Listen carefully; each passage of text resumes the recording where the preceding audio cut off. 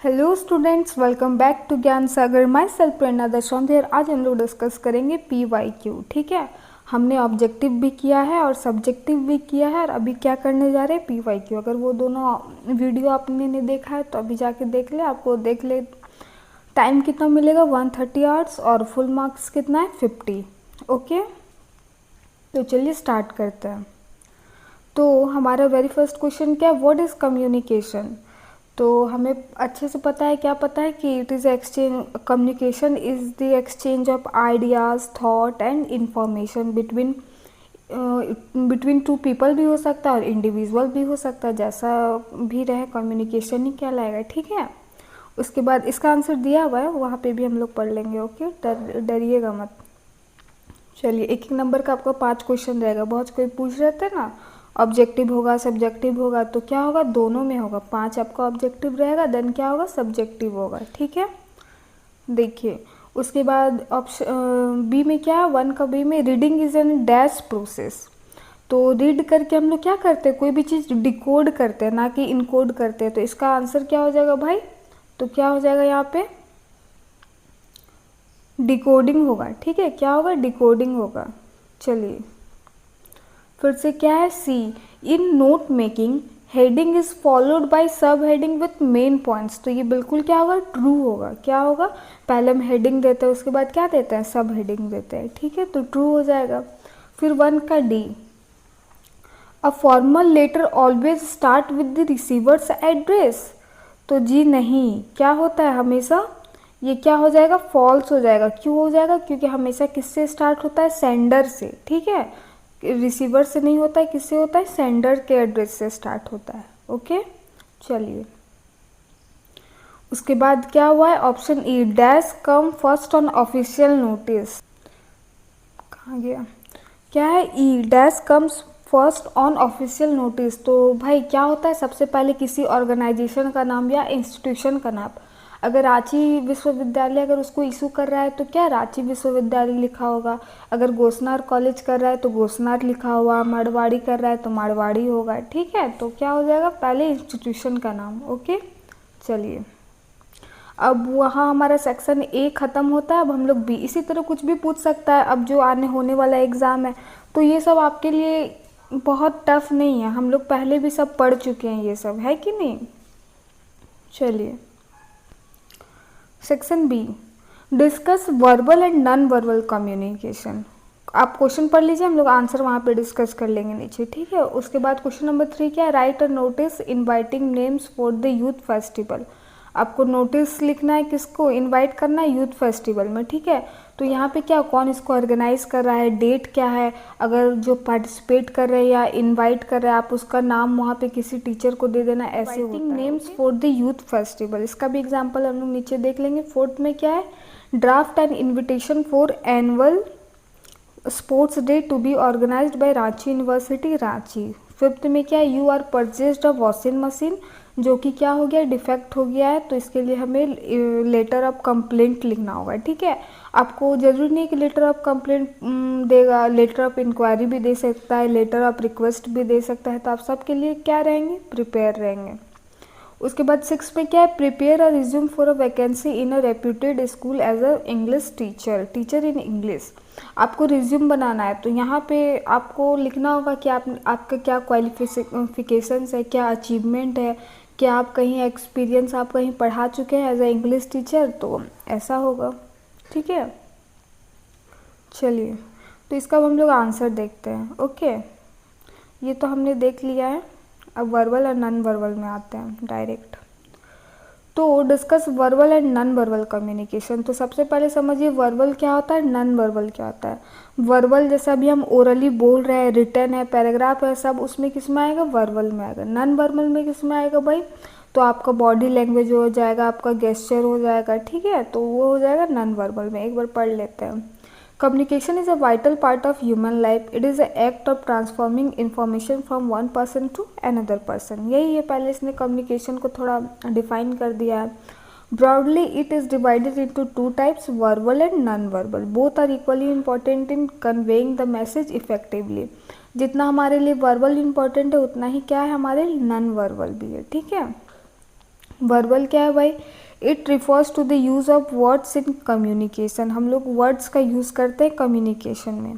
It can be oral और written, या तो ये लिखित हो सकता है या फिर मौखिक हो सकता है। Example face to face conversation, telephone call, speeches, letter, email, reports etcetera.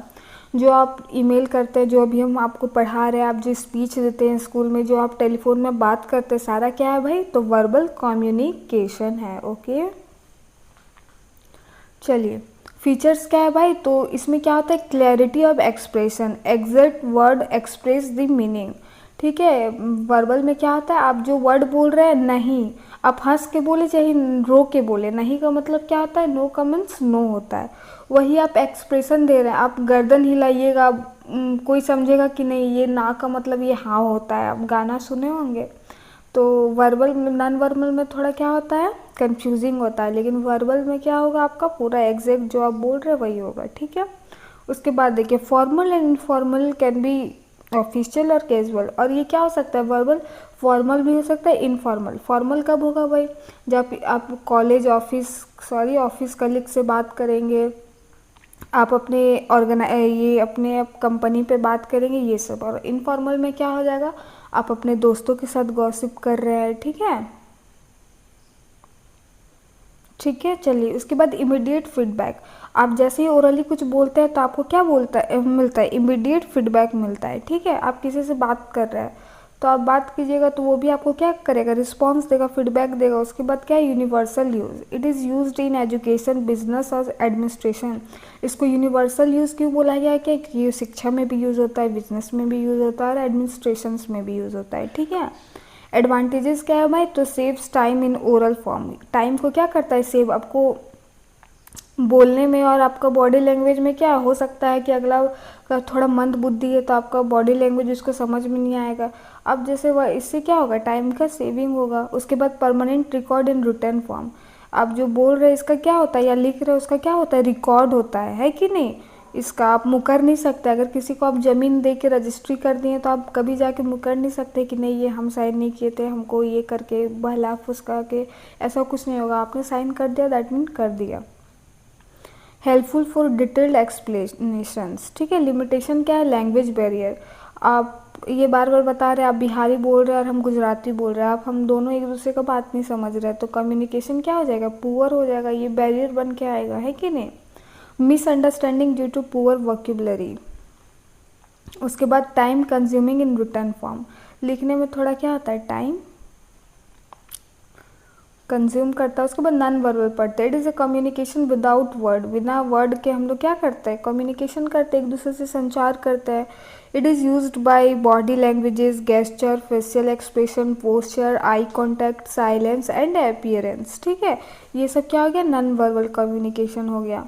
आपको बोलेगा आपका दोस्त, चलो यार आज चाय पी के आते हैं, तो वो हंस दिया, है कि नहीं? लेकिन भले अगल बगल वाला नहीं समझा है, लेकिन आप उसका आंसर समझ गए कि वो जाना चाहता है, नहीं जाना चाहता, या कुछ वो टोन कस के हंस रहा है, मतलब कुछ भी हो सकता है कि नहीं? तो that is called what? Non verbal. Okay, example क्या होगा? Nodding head of peers, smile for happiness, hand movement for direction etcetera. Okay, features क्या है भाई इसका? एक्सप्रेशन इमोशंस और एटीट्यूड्स बेटर देन वर्ड्स। होता है ना कि एक्सप्रेशंस क्या लिखा हुआ है? Express emotions and attitudes better than words. जो आप बोल के नहीं कर रहे हो वो क्या यहाँ पे बोल रहा है कि आप अपना इमोशंस और एटीट्यूड से बता दे रहे हो उस चीज़ को। Compliments verbal communication, sometimes it replaces words. Advantage क्या है? Universal in nature. ये क्या है? हमारा नेचर है, इनहेरिएंट चीज़ है ये सब। हंसने कोई आके नहीं सीखता, ये सब क्या होता है? इनहेरिएंट होता है। स्माइल हो गया, क्राइंग हो गया, और ये सब क्या हो गया? हर जगह। Powerful in expressing feelings, quick and natural. Limitations क्या है? No permanent record. Misinterpretation possible, can not convey complex ideas effectively. अब दो गूंगा लोग को आप दे दीजिएगा ये करने के लिए, तो कितना वो हार्ड कम्युनिकेशन हो जाएगा। अगर उसको बिजनेस डील करने के लिए दे दीजिएगा तो वही बात है। और इम्पॉर्टेंस क्या है भाई? अपने अपने जगह दोनों का इम्पॉर्टेंस है। ठीक है, वर्बल कम्युनिकेशन का भी इम्पॉर्टेंस और नॉन वर्बल का भी। दोनों एक दूसरे को क्या करता है? बैलेंस करके रखता है। चलिए हम लोग अब देखते हैं notice. Right a notice inviting names for the youth festival. तो नोटिस है तो पहला क्या होगा, आपका इंस्टीट्यूशन का नाम रहना चाहिए, that mean Ranchi university Ranchi. उसके बाद सबसे पहला क्या होना चाहिए, आपका डेट मेंशन होना चाहिए, ठीक है। फिर नोटिस के यहाँ साइड में लिखा हुआ है, आप बीच में भी मार्जिन का साइड में आप बीच में भी लिख सकते हैं, ओके। उसके बाद क्या लिखा हुआ है, the cultural committee of Ranchi university organizing youth festival in the campus auditorium. देखिए कितना डायरेक्ट क्या बोला है कि ऑर्गेनाइज किया जा रहा है आपका कैंपस ऑडिटोरियम में, ऑन कितना में, तो 25 अक्टूबर। Interested students are invited to submit their names for participation in various culture events such as dance, drama, music, debate and quiz competition, ठीक है। तो है बस इतना ही है। Students can give their names to undersigned latest by 18 October for further detail contact the undersigned. उसके बाद दे दीजिएगा कि कल्चरल सेक्रेटरी है रांची यूनिवर्सिटी, उसका सिग्नेचर रहता है, कोई भी नोटिस में जो भी इशू करता है उसका चाहिए हेड का क्या होता है, सिग्नेचर रहता है। बस यही करना है, कुछ भी देगा बस यही फॉर्मेट चिपका देना है, छोड़ के नहीं आना है, ओके। उसके बाद इनविटेशन देना है स्पोर्ट डे में, ओके। तो देखिए कैसे इनवाइट किया जाता है इनविटेशन, इसमें भी क्या है, पहले इंस्टीट्यूशन का नाम है, उसके बाद क्या लिखा हुआ है, the department of physical education is pleased to invite you to the annual sports day, okay, celebration to be held on 20 November, इतना टाइम दे दिया in university playground. The honourable vice chancellor professor R K Sharma has kindly consented to the chief guest. Your gracious presence will encourage the participants and make the occasion successful। बस इतना ही तो लिखना है, invitation देने आपको आता ही है। उसके बाद प्रोग्राम का डिटेल है, कब है, क्या क्या है उसमें, उसको क्या बोलते हैं, लिस्ट, ठीक है। उसके बाद सिग्नेचर दे दीजिएगा, बस काम ख़त्म, दोनों तो एक ही जैसा है। उसके बाद देखिए आपका वॉशिंग मशीन डिफेक्ट निकल गया तो क्या करना है, आपको कंप्लेंट लिखना है। तो पहले सबसे पहले क्या होगा, सेंडर का एड्रेस होगा, ठीक है। फिर टू दी किसको लिख रहे हैं, द मैनेजर को लिख रहे हैं, आप किस इलेक्ट्रॉनिक्स से खरीदे हैं उसको लिखिएगा, और उस इलेक्ट्रॉनिक्स का कहाँ जगह है उसको लिखिएगा, ठीक है। सब्जेक्ट तो हमारा है कि किसके लिए, तो डिफेक्ट निकल गया हमारा वॉशिंग मशीन, ओके। और रिक्वेस्ट फॉर रिप्लेसमेंट ये ज़रूर लिखिएगा, और रिक्वेस्ट फॉर रिफ़ंड भी आप लिख सकते हैं अगर आपको इच्छा नहीं है आगे का ये करने के लिए, तो ठीक है। उसके बाद फॉर्मेट देखिए, बॉडी क्या है इसका, I purchased a washing machine, model का नाम है, फ्रॉम योर स्टोर ऑन इतना, डेट मेंशन कर दीजिएगा। Unfortunately the machine has not been functioning properly since the day of purchase, जब से हम लिए तब से ही अच्छा काम नहीं कर रहा है। It stops in the middle of the wash cycle and makes loud noises. थोड़ा सा आप बताइएगा कि क्या इसमें प्रॉब्लम आ रहा है, ओके। खाली ये नहीं कि हमको रिप्लेस करना है, ये नहीं, थोड़ा सा प्रॉब्लम को भी वहाँ लिख दीजिएगा। Despite the following the manual instruction the problem persists. As the product is under warranty, I kindly request you to arrange for its replacements at the earliest. I am enclosing a copy of the purchase bill for your reference. I shall be grateful for an early response. अब ये फ्लिपकार्ट वाला नहीं है जो return करेगा, तो आप क्या लिखिएगा, रिप्लेसमेंट का ही दीजिएगा, ठीक है। उसके बाद क्या हुआ है कि इंग्लिश टीचर के लिए आपको रिज्यूम लिखना है। नेम क्या है भाई, तो सागर कुमार है। एड्रेस दीजिएगा, फ़ोन दीजिएगा, अपना ईमेल नंबर दीजिएगा, ईमेल आईडी दीजिएगा, ठीक है। उसके बाद course objective, to obtain a responsible position, आपका क्या है, लक्ष्य क्या है इस कोर्स को, इस करियर को लेके। तो देखिए, obtain a responsible position as an English teacher in a reputed school where I can utilize my knowledge, teaching skill and communication abilities। सब इसमें ही सब बता दिया कि मेरे पास नॉलेज भी है, टीचिंग स्किल भी है और मेरा कम्युनिकेशन स्किल भी अच्छा है, तो इसको नहीं लेके हमको लेगा, बताइए, नहीं लेगा। To contribute to the overall development of the student. Education qualification क्या, एमए इंग्लिश है, बीएड किया है रांची से, और ईयर भी मेंशन किया है, आप टेबल भी बना सकते हैं, है कि नहीं। इंटरमीडिएट कहाँ से किया, और मैट्रिकुलेशन। और एक चीज़ याद रखिएगा, जैसे कि क्या किया जाता है, ये जो सीक्वेंस है ना, एमए बीएड बीए, तो आप करेंट से हम लोग पीछे की ओर जाते हैं, ठीक है। पहले अभी हम क्या करें उसको लिखते हैं, देन ये नहीं मैट्रिकुलेशन से स्टार्ट मत कीजिएगा, अभी आप जहाँ हैं। अगर आपका टीचिंग एक्सपीरियंस है तो उसको डाल दीजिए, और नहीं है तो मत डालिए। चलिए स्किल्स क्या है, strong command over spoken and writing English, good classroom management skill, ability to motivate and guide student. अब ये देखिए एज अ टीचर का रिज्यूम बना रहा है तो वो क्या सारा स्किल इसमें वो अपना टीचर वाला, मोटिवेट वाला, गाइड वाला ही दिया है। अब दीजिएगा कि हॉबीज़ में दे दीजिएगा प्लेइंग क्रिकेट, और ये तो नहीं रखेगा आपको, ठीक है। उसके बाद देखिए expertise in using modern teaching ads, smart board भी आता है, पीपीटी भी आता है, ऑनलाइन प्लेटफॉर्म, देखो इसको ऑनलाइन सब भी आता है तो इसको क्यों नहीं लेगा बताओ। अचीवमेंट क्या है, awarded best teacher trainee during BEd program, presented a paper role of communication skill in education as a national seminar. Personal detail है, इसका फादर का, मदर का नाम है, जो भी है, ठीक है। उसके बाद डिक्लेरेशन क्या आई है, by declare the above information is true to the best of my knowledge, ठीक है। चलिए इतना है, ज़्यादा नहीं है, आप लोग आराम से कर सकते हैं। होप वीडियो आपके लिए हेल्पफुल रहा होगा। अब कम्युनिकेशन एक ही चीज़ से तो आएगा, लिखने के लिए एकदम रट लेना है आपको कि कम्युनिकेशन क्या होता है, exchange idea information between peoples, और वर्बल नॉन वर्बल, ये 3 चीज़ तो आपको याद ही रखना है। इसके बाद आपको पास होने और 40 नंबर लाने से आपको कोई नहीं रोक सकता है।